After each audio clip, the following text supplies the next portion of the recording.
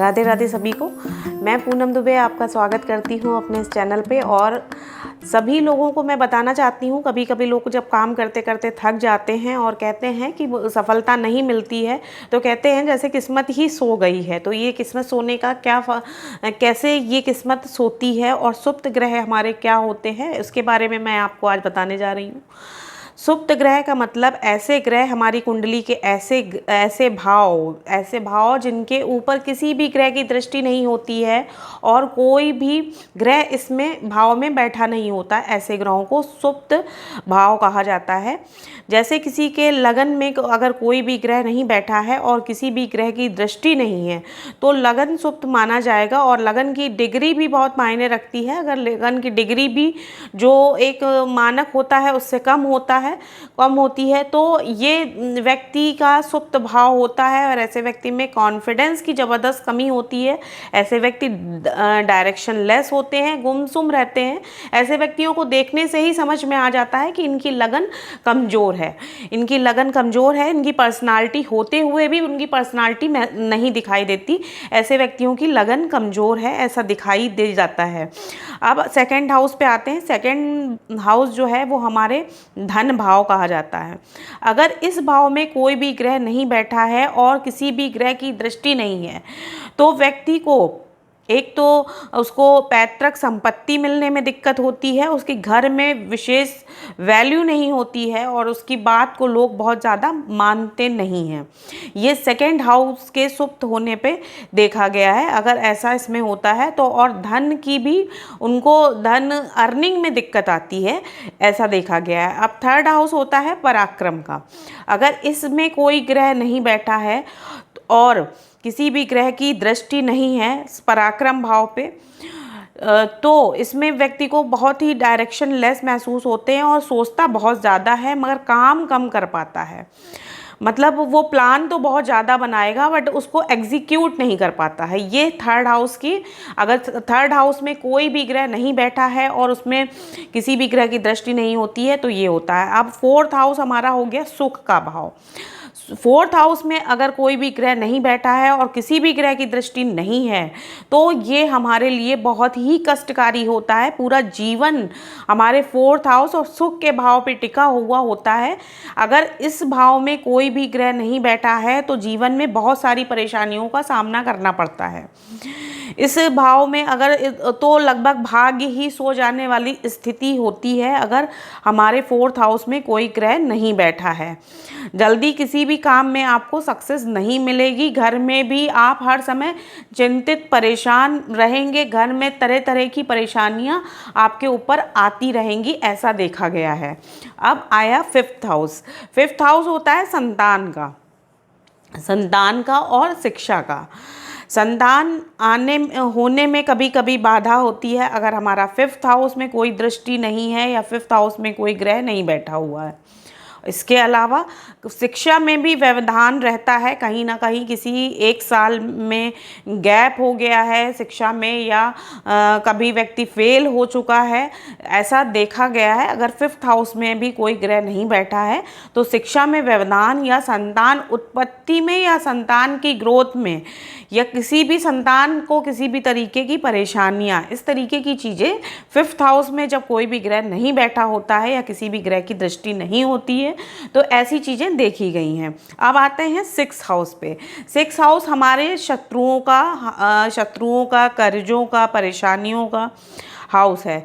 अब अगर इस हाउस में कोई भी ग्रह नहीं बैठा है या कोई भी दृष्टि नहीं है तो कभी कभी कर्जों से परेशान रहता है व्यक्ति और उसके ऊपर जो बीमारियां हैं वो पीछा नहीं छोड़ सकती हैं, ऐसा देखा गया है। मतलब आप कभी कभी मतलब इतने लंबे कर्जे हो जाते हैं कि व्यक्ति समझ ही नहीं पाता कि उनको कैसे वो चुकाए। उसके अंदर हिम्मत नहीं रहती है अपने शत्रुओं से फेस करने की, अपने प्रॉब्लम्स को फेस करने की, अगर सिक्स हाउस में कोई ग्रह या ग्रह की दृष्टि नहीं होती है। अब आते हैं सेवेंथ हाउस पे। सेवेंथ हाउस में अगर कोई भी ग्रह ना बैठा हो तो अच्छा इसको माना जाता है, मगर किसी शुभ ग्रह की अगर दृष्टि होती है तो मैरिड लाइफ अच्छी चलती है और विवाह में कोई भी बाधा नहीं रहती है। इसके अलावा 7th हाउस ही बिजनेस का भी घर है। अगर इस पे किसी भी शुभ ग्रह की दृष्टि नहीं है तो या तो आपको, अगर इसके ऊपर अशुभ ग्रह की दृष्टि है तो भी दिक्कत है, आपको या तो बिजनेस में परेशानी आएगी और या तो अपने शादी में प्रॉब्लम आ सकती है या आफ्टर मैरिज कोई दिक्कत रह सकती है। 2 में से एक चीज़ हो सकती है। अब आते हैं 8th हाउस पे। 8th हाउस मृत्यु का घर माना जाता है। अगर इस हाउस पे या जो भी लोग डॉक्टर्स हैं या रिसर्च वर्क में हैं या ज्योतिषी लोगों का 8th हाउस एक्टिव होना ज़रूरी होता है। इसके अलावा 8th हाउस की बहुत ज्योतिष शास्त्र में वैल्यू नहीं देखी गई है। अब आते हैं 9th हाउस पे। 9th हाउस को भाग्य भाव कहा जाता है।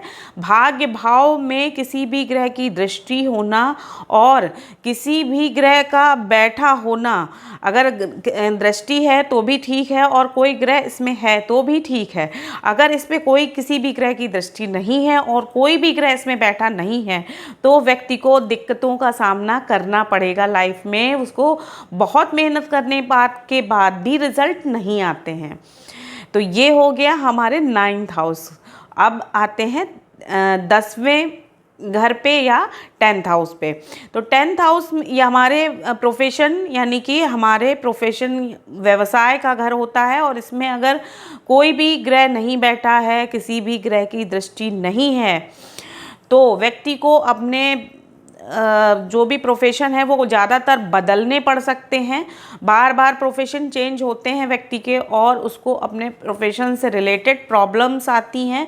प्रोफेशन चूज़ करने में प्रॉब्लम्स आती हैं, प्रोफेशन को कंटिन्यू करने में प्रॉब्लम्स आती हैं। तो तरह तरह की प्रॉब्लम्स आती हैं अगर 10th हाउस में कोई ग्रह नहीं बैठा है, किसी ग्रह की दृष्टि नहीं है। अब आते हैं 11th हाउस पे। 11th हाउस है हमारा लाभ का भाव, जिसको कहते हैं कुंडली में लाभ का भाव। अगर ये भाव हमारा एक्टिव हो जाता है तो हमको मतलब कहीं ना कहीं से धन और चीज़ों का लाभ प्राप्ति हो जाता है। जिस भी चीज़ की हम इच्छा करते हैं, अगर इस भाव एक्टिव हो गया और अच्छे ग्रह इसमें बैठे हुए हैं और अच्छे ग्रहों की दृष्टि है तो हमें लाइफ में किसी चीज़ की कमी नहीं रहती है।